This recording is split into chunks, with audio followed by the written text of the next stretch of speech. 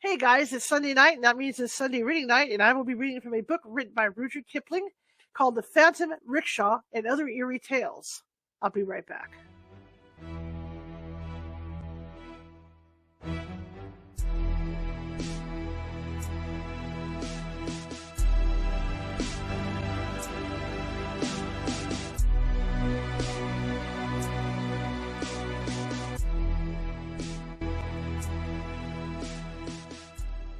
Grab your popcorn and snacks. Find a comfy spot, take a seat or lie down, and let me transport you to a place of fantasy, ghost stories, ancient legends, odd creatures, alien encounters, and other magical topics. You may even decide to join the conversation. From faraway lands to your own backyard, with a small dash of pixie dust. Turn out the lights and open your minds. The journey is about to begin. Hey everybody, welcome, welcome, welcome. Happy Sunday. I hope you guys have had a great weekend so far, and the reason why I say so far is tomorrow in the United States, and at least California, is Martin Luther King Jr. Day. So a lot of people have the day off, so we're kind of like on the hump day of the weekend, which is kind of nice. Let me make an adjustment here with my glasses. Had a little setback again. Probably be back in contact by no later than Wednesday this week is what I'm hoping. But in the meantime, welcome. It's Sunday. My name is Charlotte. I'm going to be your host for the next hour. I'm also the owner of the California Haunts Paranormal Investigation Team based out of Sacramento, California. If you do have paranormal need and think it might be paranormal, look us up. We're everywhere. Just Google us, California Haunts Paranormal Investigation Team, and we'll come up under radio. We'll come up under all kinds of titles, and you can just click on it and find us and shoot us an email. In the case that we can't get to you right away, because California is a huge state, we do have psychics on staff who can telephone you, and if it is, if it turns out that it is paranormal, they can actually calm things down before we get out there. So be sure to do that. And also, if you need to find us, like I said, you just Google, and we'll come up on Facebook and all those good places, and the YouTube page and all that. And if you haven't done so already, and you're watching from Facebook and you like what you see and hear today, please be sure to follow us. We're always looking for followers, or head on over our YouTube page, youtube.com/at California Haunts Radio. We've got over 800 videos sitting over there, and they're all different topics. I'm a journalist. I'm a photojournalist, and I like to change it up every once in a while. And so, we might have cryptids, we might have UFOs, UAPs, like psychic medium Nancy Mats, and things like that. I have them in folders right now. I'm trying to get those 800 videos into the folders to make it easier for you guys to find. And also, if you haven't subscribed yet, feel free to subscribe. It's free. It is free to subscribe over YouTube, and you get all these videos and then some, because we're going to be expanding, and we're going to be doing a lot of different types of things that I think you guys are going to like. We're going to be doing a lot of lives, live on scene shows and things like that, and some fun shows in the other studio. Maybe tomorrow night might be a fun show. We'll see how things go. But anyway, I want to thank you all for coming tonight. Tonight is Sunday, and on Sunday I read from a paranormal theme book. Sometimes the stories are true, sometimes it's a fantasy book. But tonight I could not tell you if these stories are true. Rudyard Kipling, he is a very famous writer. This book was written in the late 1800s, so that means it's copyright free, which is why we're able to read it. But if you remember the name of Kipling, he is the gentleman who wrote The Jungle Book. For a lot of you guys that grew up on Disney and all that, so he's the one that wrote The Jungle Book, and so he's the one that wrote this book, and it's The Phantom Rickshaw. And hang on, damn it, it's gonna be like that today. It's gonna be like that today. Probably lots of people on the internet. I can see my internet light going off, so I apologize for that. But he's the one that wrote the I don't even know where I left off. Oh, The Phantom Rickshaw and Other Eerie Stories. That just totally threw me off. So sit yourself down, like I say, grab a snack, and maybe you're having dinner right now or whatever. And, put your feet up on the couch, or put your feet up in the recliner. Put your fuzzy wuzzies on, and sit back and enjoy an hour of reading from The Phantom Rickshaw and Other Eerie Tales by Rudyard Kipling. And hopefully my internet holds up, because so far we're having internet issues. Surprise, surprise, surprise. And does anybody know in the chat room? Has anything like huge happened today that would make the internet do this? Because I don't know. All right, we'll have to see. So again, to help us with the FYP, to help us show, to help Facebook and YouTube kind of send us out to more places, if you could leave me a thumbs up or a happy face or heart or something, up there. That really helps me as far as the FYP distribution goes for Facebook and YouTube. That would be a great help. And if you comment in the chat room, that would be a great help too. Now, I'm going to be reading this online, which is on my laptop screen, so I may not be able to get back in time to talk with you, and see your comments. But as soon as I get to the point where we're ending the show, I'll be able to see all your comments. So, without further ado, let me have a little drink here, and we'll get into the Phantom Rickshaw, and I'll explain where we left off with it.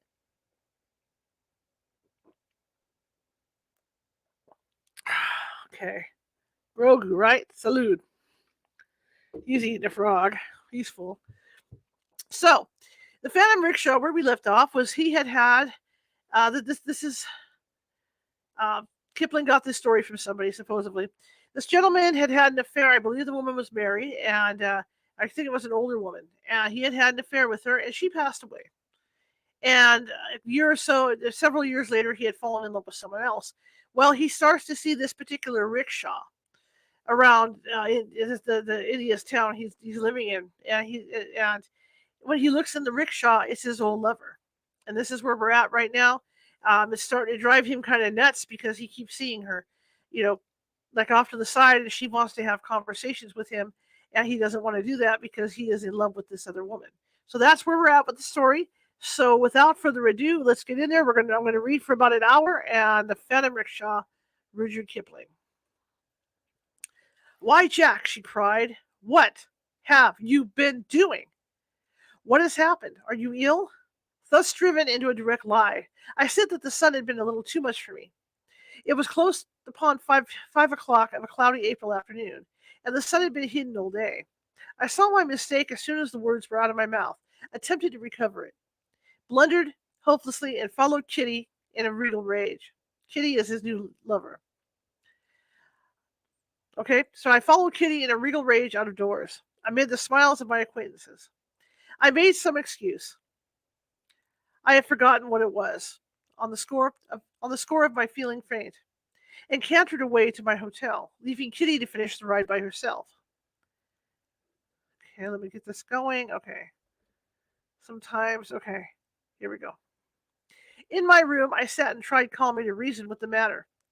Here was I, Theobald Jack Pansy, a well-educated Bengal civilian in the year of grace 1885, presumably sane, certainly healthy, driven in terror and buried 8 months ago. Oh, driven in terror from my sweetheart's side by the apparition of a woman who had been dead and buried 8 months ago. These were facts that I could not blink. Right. Nothing was further from my thought than any memory of Mrs. Wessington when Kitty and I left Hamilton's shop.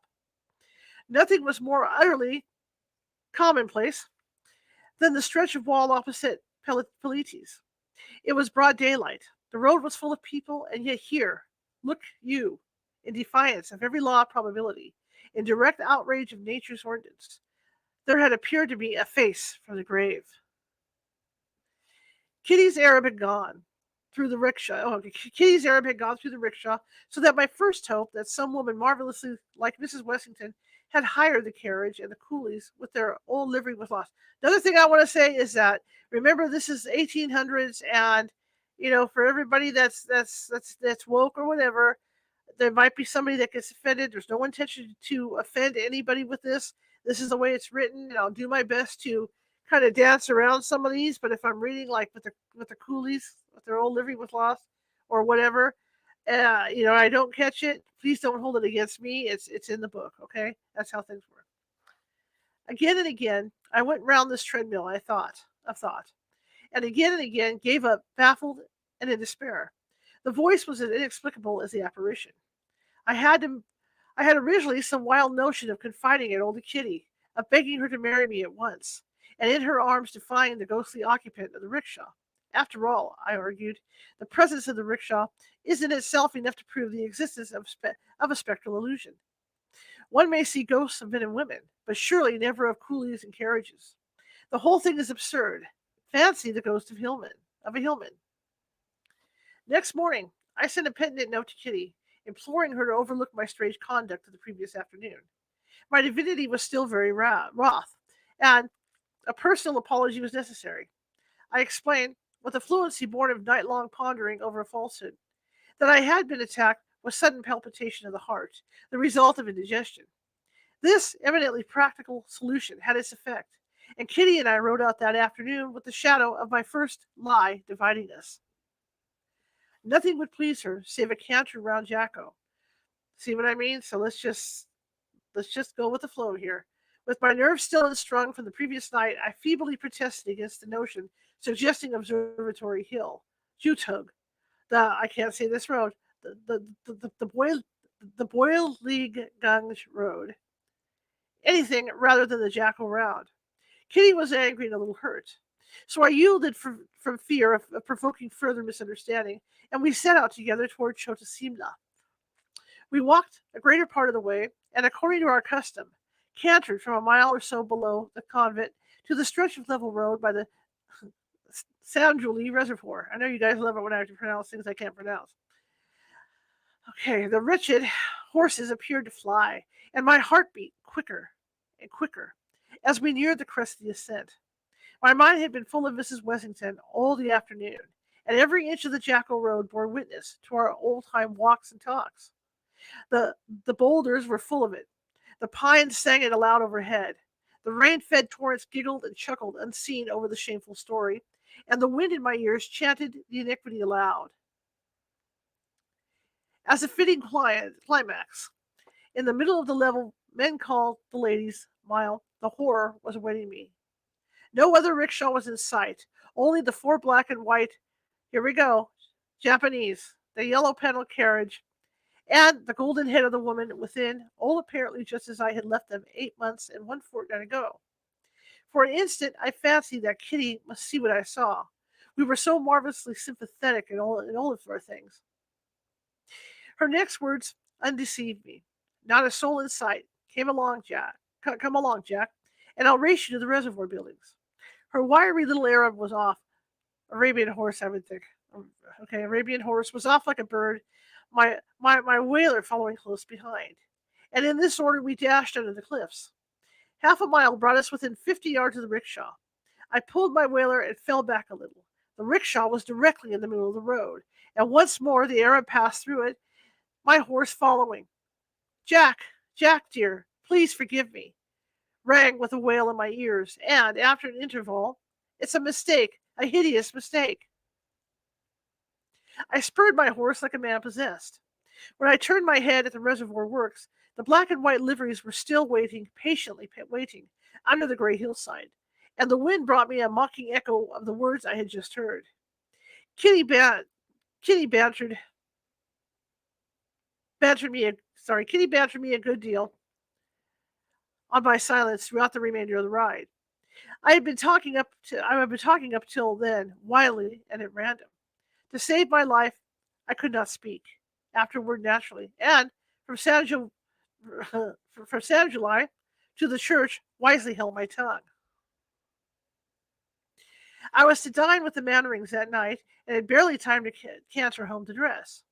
On the road to Elysian Hill, I overheard 2 men talking together in the dusk. It's a curious thing, said one. How completely all trace of it disappeared. You know, my wife was insanely fond of the woman. Never could see anything in myself, in parentheses, and wanted to pick up her old self, rickshaw and coolies, if they were to be got for love or money. Morbid sort of fancy, I call it, but I've got to do what the membership tells me. Would you believe that the man she hired it from tells me that all 4 of the men, they were brothers, died of cholera on the way to the Hardwar? Poor devils. And the rickshaw has been broken up by the man himself. Told me he never used the dead Mamshib's rickshaw. Spoiled his luck. Queer notion, wasn't it? Fancy poor little Mrs. Wessington spoiling anyone's luck except her own. I laughed aloud at this point, and my laugh jarred on me as I uttered it. So there were ghosts of rickshaws after all, and ghostly employments in the other world. How much did Mrs. Wellington give her men? What were their hours? Where did they go? And for visible answer to my last question, I saw the infernal thing blocking my path in the twilight. The dead travel fast, and by shortcuts unknown to ordinary coolies. I laughed aloud a second time and checked my laughter suddenly, for I was afraid I was going mad. Mad to a certain extent, I must have been, for I recollect that I reined in my horse at the head of the rickshaw and politely wished Mrs. Wellington good evening. Her answer was one I knew only too well. I listened to the end and replied that I had heard it all before, but should be delighted if she had anything further to say. Some malignant devil, stronger than I, must have entered into me that evening, for I have dim recollection of talking the commonplaces of the day for 5 minutes to the thing in front of me. Mad as a hatter, poor devil, or drunk. Max, try to get him to come home. Surely that was not Mrs. Willings's voice. The two men had overheard me speaking to the empty air, and had returned to look after me. They were very kind and considerate, and from their words evidently gathered that I was extremely drunk. I thanked them confusedly and cantered away to my hotel. There changed and arrived at the Mannerings, 10 minutes late. I pleaded the darkness of the night as an excuse, was rebuked by Kitty for my unlover-like tardiness, and sat down. The conversation had already become general, and under cover of it, I was addressing some tender small talk to my sweetheart when I was aware that at the further end of the table a short red-whiskered man was describing with much embroidery his encounter with a mad unknown that evening. A few sentences convinced me that he was repeating the incident of half an hour ago. In the middle of the story, he looked round for applause, as professional storytellers do, caught my eye, and straightway collapsed. There was a moment's awkward silence, and the red-whiskered man muttered something to the effect that he had forgotten the rest, thereby sacrificing a reputation as a good storyteller in which he had built up for 6 seasons past, or which he had built up for 6 seasons past. I blessed him from the bottom of my heart, and went on with my fish. In the fullness of time, that dinner came to an end, and with genuine regret I tore myself away from Kitty, as certain I was of my own existence that it would be waiting for me outside the door. The red-whiskered man, who had been introduced to me as Dr. Heatherley of Simla, volunteered to bear me company as far as our roads lay together. I accepted his offer with gratitude. My instinct had not deceived me. It lay in the readiness in the mall, and in what seemed devilish mockery of our ways, with a lighted headlamp. The red-whiskered man went to the point at once, in a manner that showed he had been thinking it over all night. I say, Pansy, what the deuce was the matter with you this evening on the Elysium Road? The suddenness of the question wrenched an answer from me before I was aware. That, said I, pointing to it, that may be either D, T, or I's for aught, I know. Now you don't liquor. I saw as much at dinner. So it can't be D and T. There's nothing whatever where you're pointing, though you're sweating and trembling with fright like a scared pony. Therefore, I conclude that it's eyes, and I ought to understand all about them. Come along home with me. I'm on the Blessington Lower Road. To my intense delight, the rickshaw, instead of waiting for us, kept about 20 yards ahead, and this, too, whether we walked, trotted, or cantered.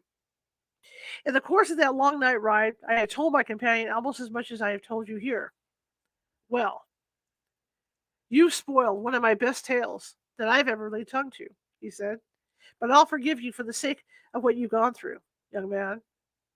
Let this be a lesson to you to steer clear of women and indigestible food till the day of your death. The rickshaw kept steady in front, and my red-whiskered friend seemed to derive great pleasure from my account of his exact whereabouts. Eyes, Pansy, all eyes, brain and stomach. And the greatest of these three is stomach. You've too much conceited brain, too little stomach, and thoroughly unhealthy eyes. Get your stomach straight, and the rest follows. And all that's French for a liver pill. I'll take sole medical charge of you from this hour, for you're too interesting a phenomenon to be passed over. By this time, we were deep in the shadow of the Blessington Lower Road, and the rickshaw came to a dead stop under a pine-clad, overhanging shale cliff. Instinctively, I halted too, giving my reason. Heatherley rapped out an oath.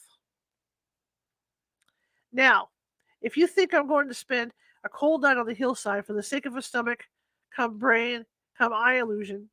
Lord, have mercy. What's that? There was a muffled report, a blinding smother of dust just in front of us, a crack, the noise of rent boughs, and about 10 yards of the cliffside pines, undergrowth, and all slid down into the road below, completely blocking it up. The uprooted trees swayed and tottered for a moment like drunken giants in the gloom, and then fell prone among their fellows with a thunderous crash. Our two horses stood motionless and sweating with fear. As soon as the rattle of falling earth and stone had subsided, my companion muttered, "Man, if we'd gone forward, we should have been 10 feet deep in our graves by now. There are more things in heaven and earth. Come home, Pansy, and thank God. I want to peg, I want to peg badly." We retraced our way over the church ridge, and I arrived at Dr. Heatherley's house shortly after midnight. His attempts toward my cure commenced almost immediately, and for a week I never left his sight. Many a time in the course of that week did I bless the good fortune which had thrown me in contact with Simla's best and kindest doctor. Day by day my spirits grew lighter and more equable. Day by day, too, I became more and more inclined to fall in with Heatherley's spectral illusion theory, implicating eyes, brains, and stomach. I wrote to Kitty, telling her that a slight sprain caused by a fall from my horse kept me indoors for a few days, and that I should be recovered before she had time to regret my absence. Heatherley's treatment was simple to a degree. It consisted of liver pills, cold water baths, and strong exercise, taken in the dusk or early dawn. For, as he sagely observed, a man with a sprained ankle doesn't walk a dozen miles a day. And your young woman might be wondering if she saw you. At the end of the week, after much examination of pupil and pulse, and strict injunctions as to diet and walking, Heatherley dismissed me as brusquely as he had taken charge of me.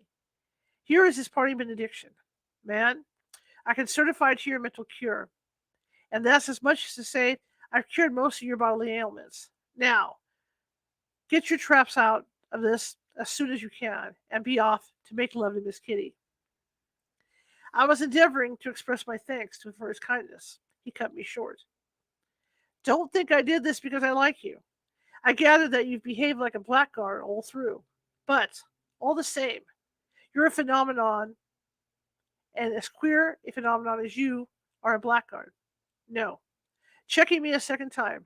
Not a rupee, please. Go on and see if you can find the eyes, brain, and stomach business again. I'll give you a lakh for each time you see it.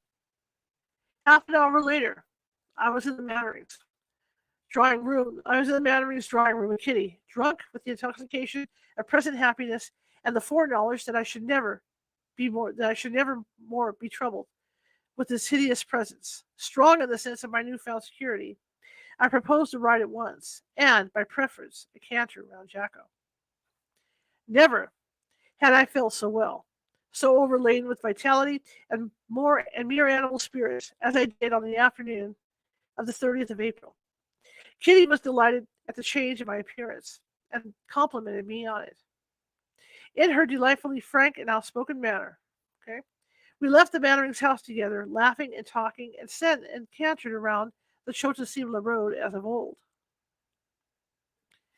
I was in haste to reach the Sound Jolly Reservoir, and there make my assurance doubly sure.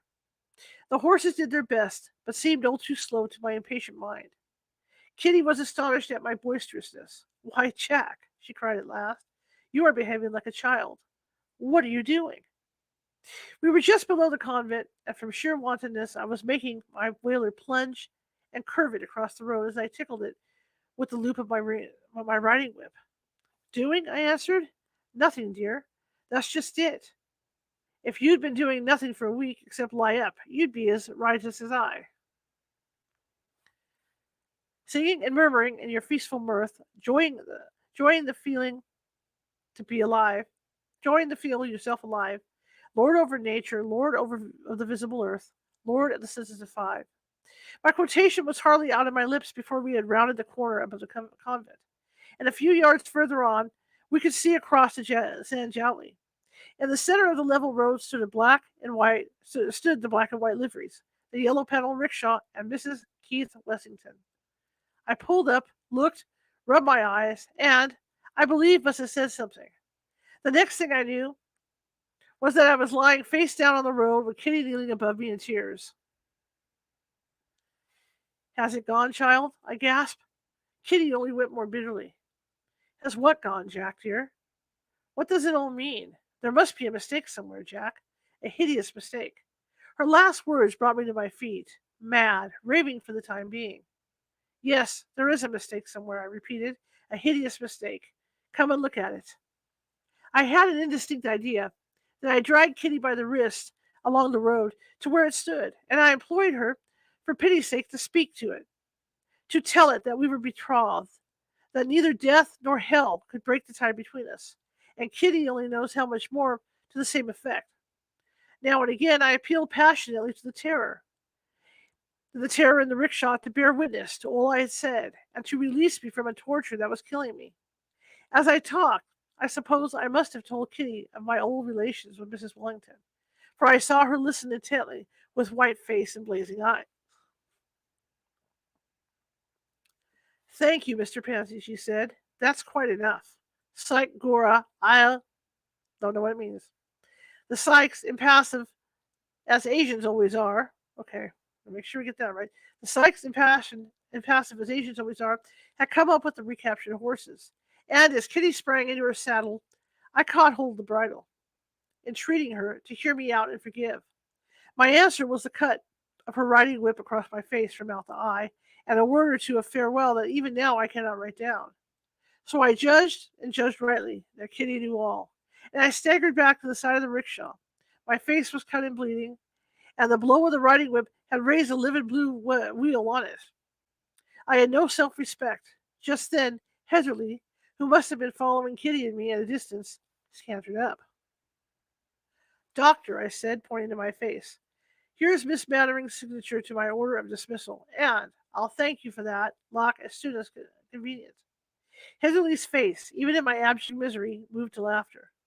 I'll stake my professional reputation, he began. Don't be a fool, I whispered. I've lost my life's happiness, and you better take me home. As I spoke, the rickshaw was gone. Then I lost all knowledge of what was passing. The crest of Jacko seemed to heave and roll like the crest of a cloud and fallen upon me. 7 days later, on the 7th of May, that is to say, I was aware that I was lying in Heatherly's room as weak as a little child. Heatherly was watching me intently from behind the papers of his writing table. His first words were not encouraging, but I was too far spent to be moved by them. Here's Miss Kitty has sent back your letters. You corresponded a good deal. You young people. Here's a packet that looks like a ring and a cheerful sort of note from Mannering Papa, which I've taken to the liberty of reading and burning. The old gentleman's not pleased with you. And Kitty? I asked dully. Rather more drawn than her father from what she says. But by the same token, you must have been letting out a number of queer reminiscences just before I met you. Says that a man who would have behaved to a woman as you did to Mrs. Wessington ought to kill himself out of sheer pity for his kind. She's a hot-headed little woman, your mash. We'll have it too that you were suffering from DT when that row on the Jackal Road turned up. Says she'll die before she ever speaks to you again. I groaned and turned over to the other side. Now you've got your choice, my friend. This engagement has to be broken off, and the Mannerings don't want to be too hard on you. Was it broken through DT or epileptic fits? Sorry, I can't offer you a better exchange unless you prefer hereditary insanity. Say the word and I'll tell him it's fits. All Simba knows about that scene on the Ladies' Mile. Come, I'll give you 5 minutes to think it over. During those 5 minutes, I believe that I explored thoroughly the lowest circles of the inferno, which it is permitted man to tread on earth. And at the same time, I myself was watching myself faltering through the dark labyrinths of doubt, misery, and utter despair. I wondered, as Heatherly in his chair might have wondered, which dreadful alternative I should adopt. Presently, I heard myself answering in a voice that I hardly recognized.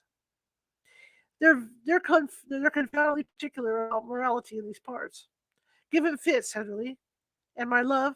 Now, Let me sleep a bit longer. Then my two selves joined, and it was only I, half crazed and devil driven I, that tossed in my bed, tracing step by step the history of the past month. But I am in Simla.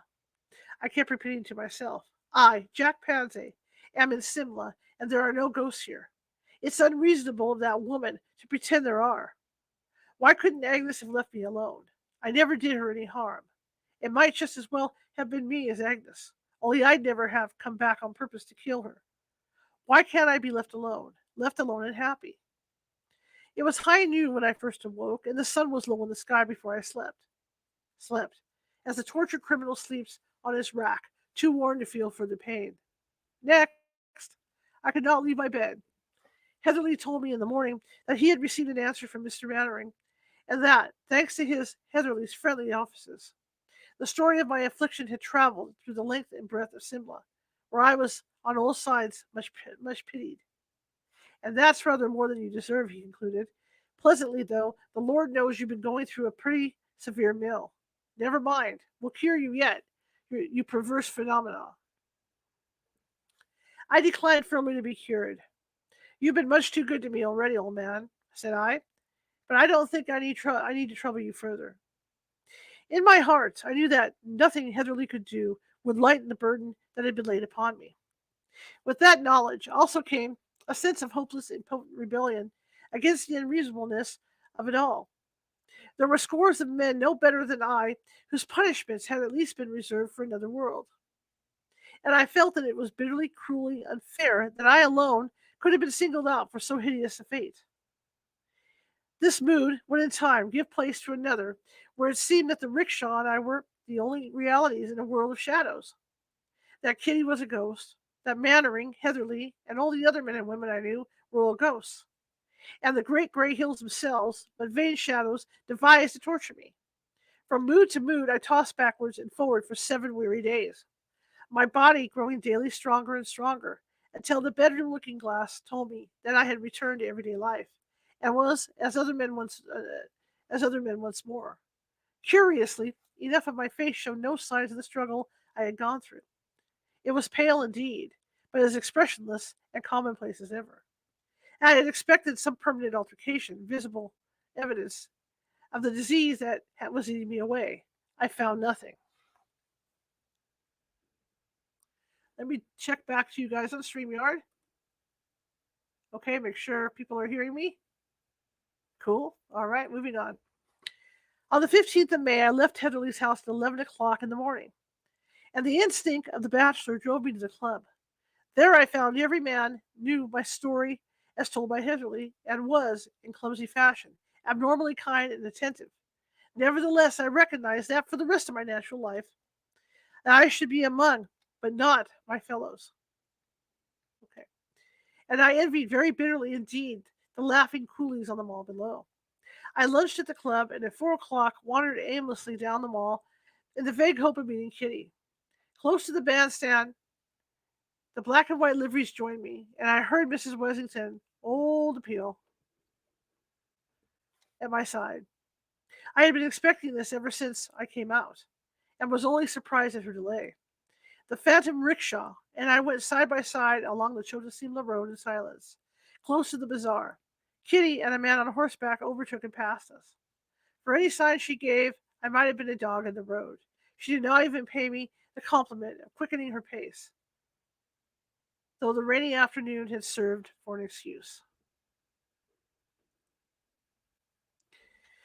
So Kitty and her companion, and I, my ghostly light of love, wrapped around Jocko in couples.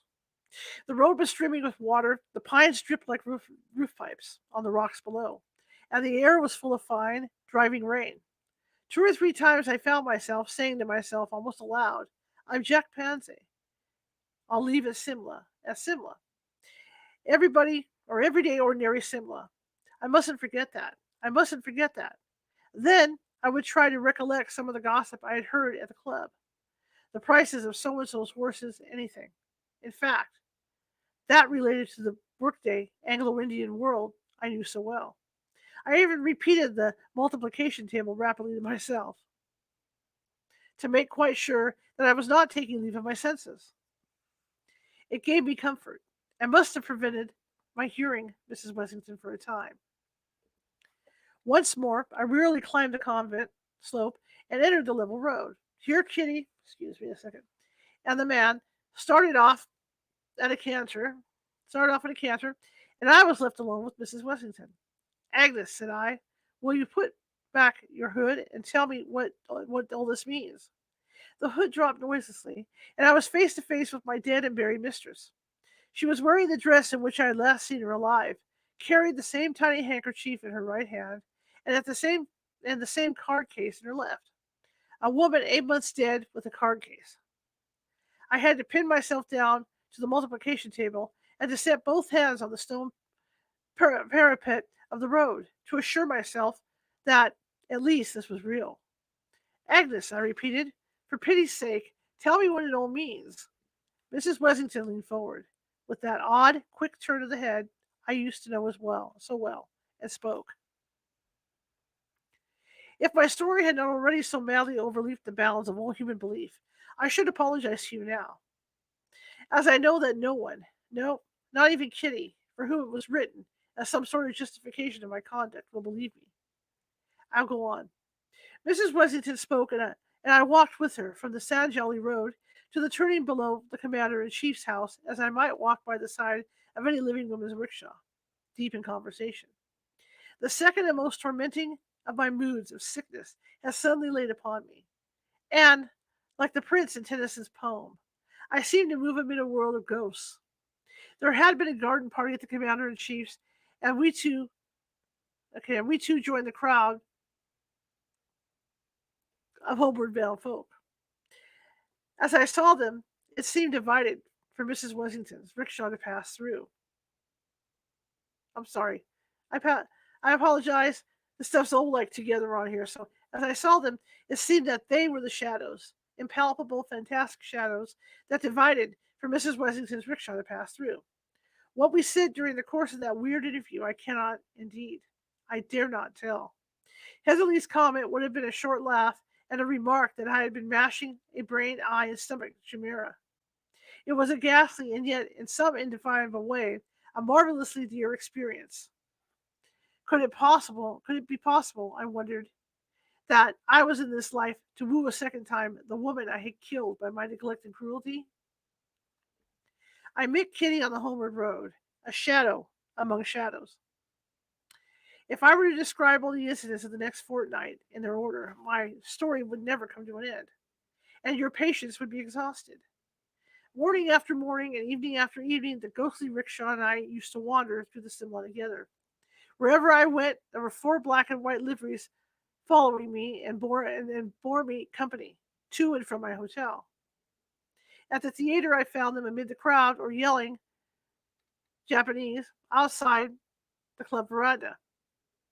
It's Japanese, so there's a J there with Japanese. So I'm assuming it's Japanese. I could be wrong. I'll have to look that up. After a long evening of after a long evening of whilst at the birthday ball, waiting patiently for my appearance, and in broad daylight, I went calling. Save that it cast no shadow, the rickshaw was in every respect as real to look upon as one of the wood and iron. More than once, indeed, I have had to check myself from warning some hard-riding friend against cantering over it. More than once I have walked down the mall deep in conversation with Mrs. Wessington, to the unspeakable amazement of the passer-by. Before, I had been out in about a week. I learned that the fit theory had been discarded in favor of insanity. However, I made no change in my mode of life. I called, rode, and dined out as freely as ever. I had a passion for the society of my kind, which I had never felt before.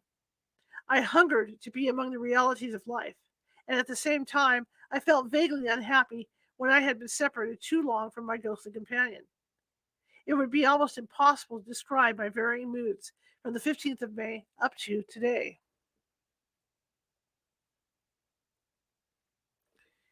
The presence of the rickshaw filled me by turns with horror, blind fear, a dim sort of pleasure, and utter despair. I dared not leave Simla, and I knew that my stay there was killing me. I knew, moreover, that it was my destiny to die slowly and a little every day. My own anxiety was to get the penance over me as quietly as might be. Alternatively, I hungered for a sight of Kitty and watched her outrageous flirtations with my successor. To speak more accurately, my successors, with amused interest. She was as much out of my life as I was out of hers. By day, I wandered with Mrs. Wessington, almost content. By night, I implored heaven to let me return to the world as I used to know it.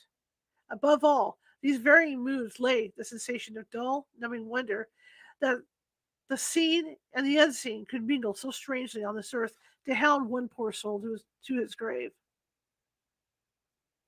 August 27th. Heatherly has been indefatigable in his attendance on me, and only yesterday told me that I ought to send in an application for sick leave, an application to escape the company of the Phantom, a request that the government would graciously permit me to get rid of 5 ghosts in an Eerie Rickshaw by going to England. Heatherly's proposition moved me to almost hysterical laughter. I told him that I should wait the end quietly at Simla, and I am sure that the end is not far off. Believe me, that I dread its advent more than any word could say, and I tortured myself nightly with 1,000 speculations as to the manner of my death. Shall I die in my bed decently, as an English gentleman should die?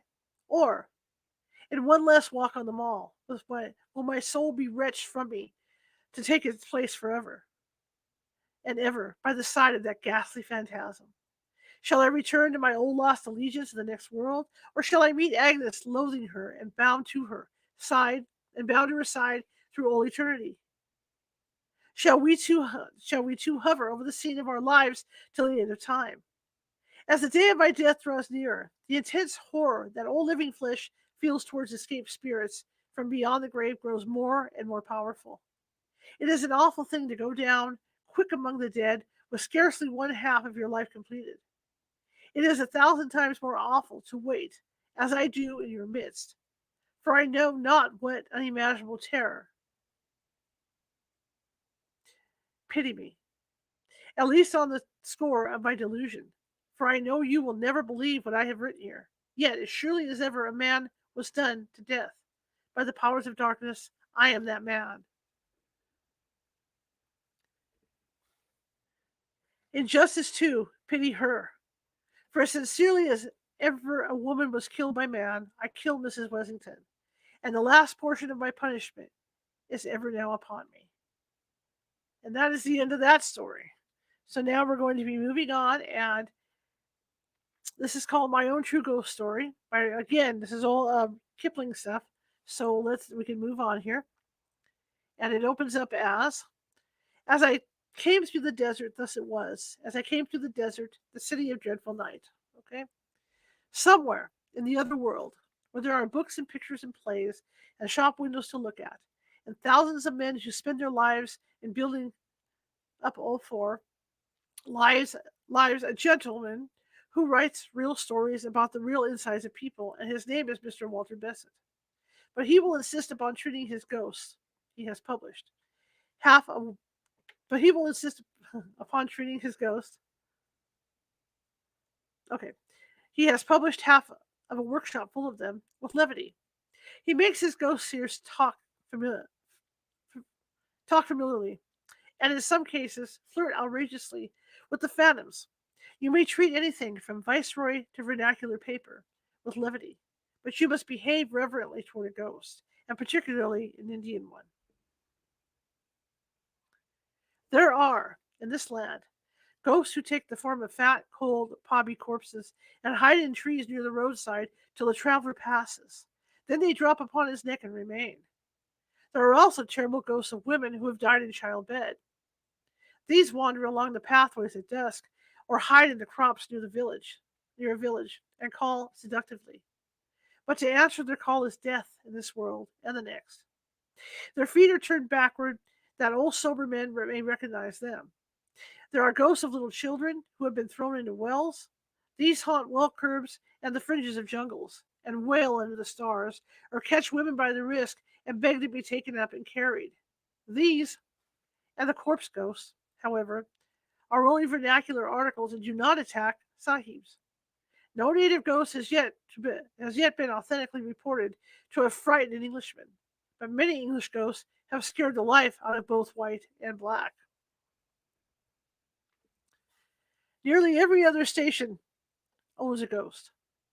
There are said to be two at Simla, not counting the woman who blows the bellows at Siri Dak Bungalow on the old road. Mussoorie has a house haunted of a very lively thing. A white lady is supposed to do night watchman round a house in Lahore.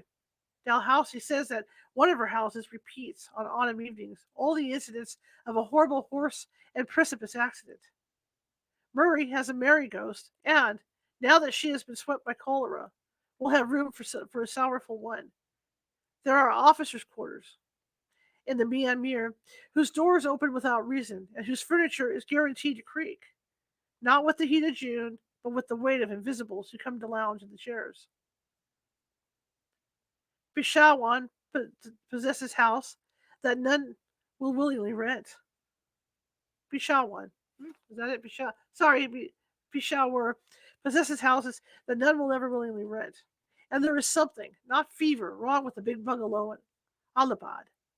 The older provinces simply bristle with haunted houses and march phantom armies along their main thoroughfares.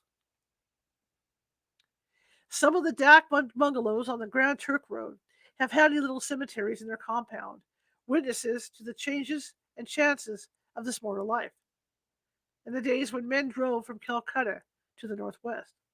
These bungalows are objectionable places to put up in. They are generally very old, always dirty, while the Khanzama is as ancient as the bungalow. He either chatters like a senile or falls into the long trances of age. In both moods, he's useless. If you get angry with him, he refers to some sahib dead and buried these 30 years and says that when he was in that sahib service, not a Khanzama in the province could touch him. Then he jabbers and mows and trembles and fidgets among the dishes, and you repent your irritation. In these Dak bungalows,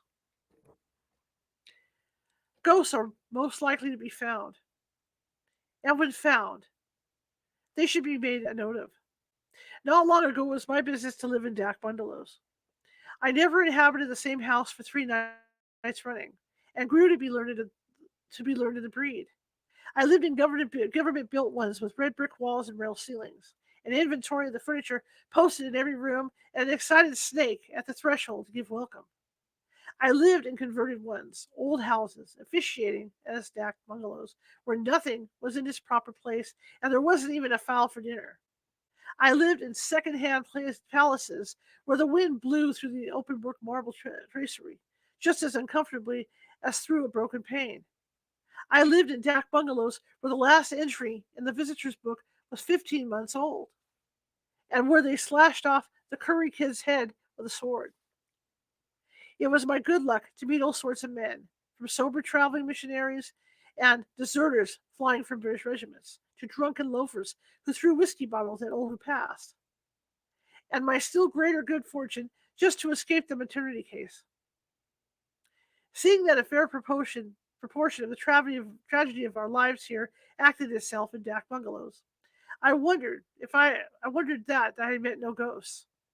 A ghost that would voluntarily hang about a Dak bungalow would be mad, of course, but so many men have died mad in Dak bungalows that there must be a fair percentage of lunatic ghosts. In due time, I found my ghosts, or ghosts, rather, for there were two of them. Up till that hour, I had sympathized with Mr. Besant's method of handling them, as shown in the strange case of Mr. Lucraft and other stories. I am now in the opposition. We will call the bungalow Katmal Dak bungalow, but that was the smallest part of the horror. A man with a sensitive hide has no right to sleep in Dak bungalows. He should marry. Katmal Dak bungalow was old and rotten and unrepaired. The floor was of worn brick. The walls were filthy, and the windows were nearly black with grime. It stood on a bypath largely used by native sub-deputy assistants of all kinds, from finance to forest, but real sahibs were rare. The Khanzma, who was nearly bent double with old age, said so. When I arrived, there was a fitful, undecided rain on the face of the land, accompanied by a restless wind, and every gust made a noise like the rattling of dry bones in the stuffed toddy palms outside. Stiff toddy palms. Stuffed toddy palms. The Cosmo completely lost his head on my arrival. He had served a sahib once. Did I know that sahib? He gave me the name of a well-known man who has been buried for more than a quarter of a century and showed me an ancient daguerreotype of that man in his prehistoric youth. I had seen a steel engraving of him at the head of a double volume of memoirs a month before, and I felt ancient beyond telling. The day shut in, and the Cosmo went to get me food. He did not go through the pretense of calling it Kana man's victuals. He said ratu, and that means, among other things, grub, dog's rations. That was no insult. There was no insult in his choice of the term. He had forgotten the other word, I suppose. While he was cutting up the dead bodies of animals, I settled myself down. After exploring the dak bungalow, there were 3 rooms beside my own, which was a corner kennel, each giving into the other through dingy white doors fastened with long iron bars. The bungalow was a very solid one, but the partition walls of the rooms were almost jerry built in their flimsiness. Every step or bang of a trunk echoed from my room down to the other 3, and every footfall came back tremulously from the far walls. For this reason, I shut the door. There were no lamps, only candles in long glass shades. An oil wick was set in the bathroom. For bleak, unaltered misery, that dak bungalow was the worst of the many that I had ever set foot in. There was no fireplace, and the windows were not open, so a brazier of charcoal would have been useless. The rain and the wind splashed and gurgled and moaned around the house, and the toddy palms rattled and roared. Half a dozen jackals went through the compound singing, and a hyena stood far off and mocked them. A hyena could convince the Sadducee of the resurrection of the dead, the worst sort of dead. Then came the ratu, a curious meal, half native and half English in composition, with the old Cosma babbling behind my chair about dead and gone English people, and the wind-blown candles playing shadow bo peep with the bed and the mosquito curtains. It was just the sort of dinner and evening to make a man think of every single one of his past sins, and of all the others that he intended to commit if he lived. Sleep, for several hundred reasons, was not easy. The lamp in the bathroom threw the most absurd shadows into the room, and the wind was beginning to talk nonsense. Just when the reasons were drowsy with blood sucking, I heard the regular, "Let us take and heave him over" grunt of dually bearers in the compound. First one dually came in, then a second, and then a third. I heard the dualies dumped on the ground, and the shutter in front of my door shook. "That's someone trying to come in," I said, but no one spoke, and I persuaded myself that it was a gusty wind. The shutter of the room next to mine was attacked, flung back, and the inner door opened. "That's some sub-deputy assistant," I said, "and he has brought his friends with him. Now they'll talk and spit and smoke for an hour." But there were no voices or footsteps. No one was putting his luggage in the next room. The door shut, and I thanked Providence that I was able to be left in peace. But I was curious to know where the Doolies had gone. I got out of bed and looked into the darkness. There was never a sign of a Doolie. Just as I was getting into bed again, I heard in the next room the sound that no man in his senses can possibly mistake, the whir of a billiard ball down the length of the slates when the striker is stringing for break. My no other sound was like it. A minute afterwards, there was another whir, and I got into bed. I was not frightened. Indeed, I was not. I was very curious to know what had become of the Doolies. I jumped into bed for that reason. Next minute, I heard the double click of a cannon, and my hair sat up. It is a mistake to say that hair stands up. The skin of the head tightens, and you can feel a faint prickling, bristling all over the scalp. That is the hair sitting up. There was a whir and a click, and both sounds could only have been made by one thing, a billiard ball. I argued the matter out at great length with myself, and the more I argued, the less probable it seemed that one bed, one table, and two chairs, all the furniture of the room next to mine, could so exactly duplicate the sounds of a game of billiards. After another cannon, a three-cushioned one, to judge by the whir, I argued no more. I had found my ghost, and would have given worlds to have escaped from that dak bungalow. I listened, and with each listen the game grew clearer. There was a whir on whir and click on click. Sometimes there was a double click and a whir and another click. Beyond any sort of doubt, people were playing billiards in the next room, and the next room was not big enough to hold a billiard table.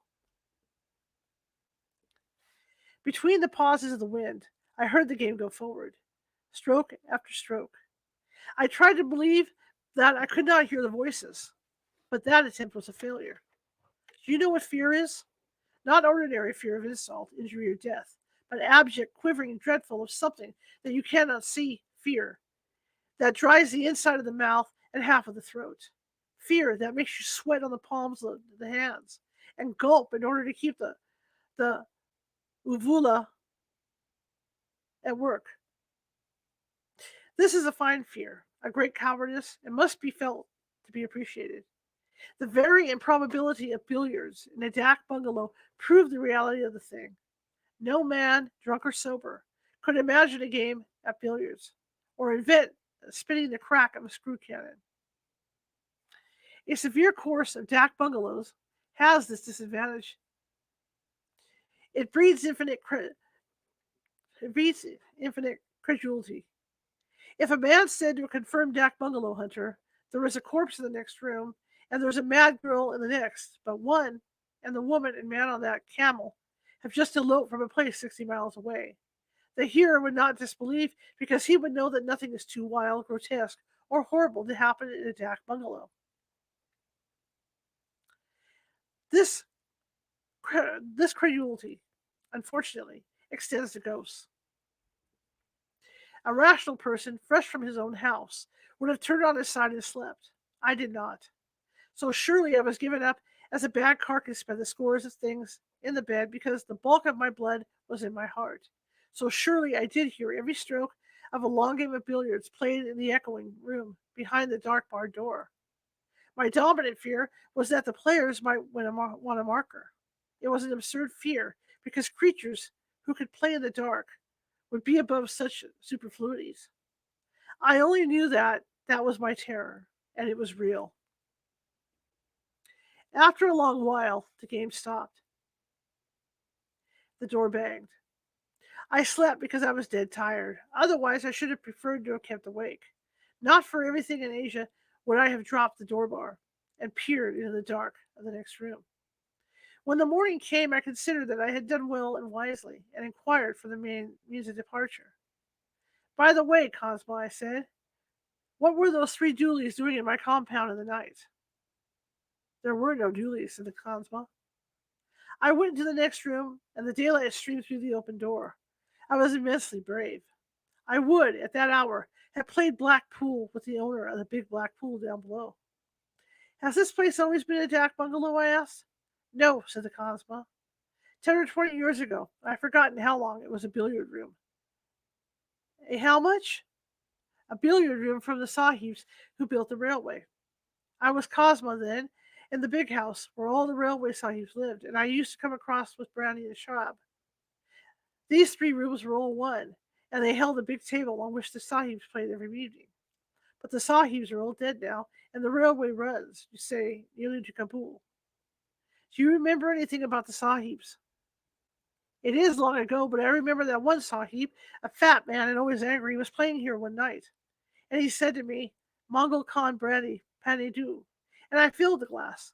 And he bent over the table to strike, and his head fell lower and lower till it hit the table, and his spectacles came off. And when we, the Sahibs and myself, ran to lift him, he was dead. I helped carry him out. Aha! He was a strong Sahib. But he is dead, and I, old Mango Khan, am still living by your favor. That was more than enough. I had my ghost I had my ghost, a first-hand authenticated article. I would write to the Society of Physical Research. I would paralyze the empire with the news.